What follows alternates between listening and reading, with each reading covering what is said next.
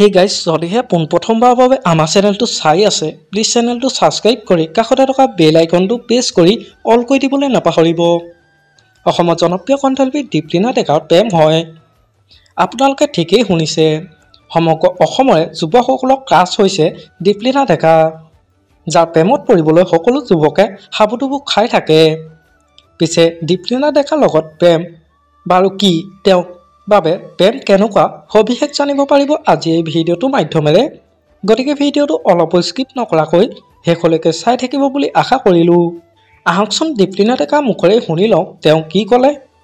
হৈ থাকে অনুৰাগীসকলৰ কাৰণে ক'ব দিছাৰ কাৰণে মই কৈছোঁ, প্ৰেম এটা বৰ ধুনীয়া বস্তু, ধুনীয়া অনুভৱ,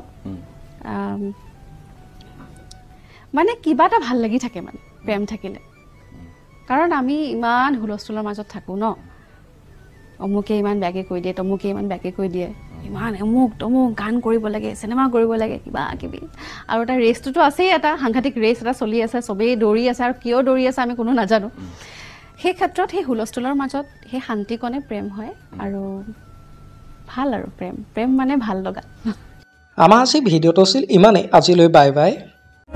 মৰম খানি দিম তোমাৰে দেহত, আঁকি দিম প্ৰতি পদকত, ইয়াৰে কোণত হৈ ৰম তোমাৰে দিম।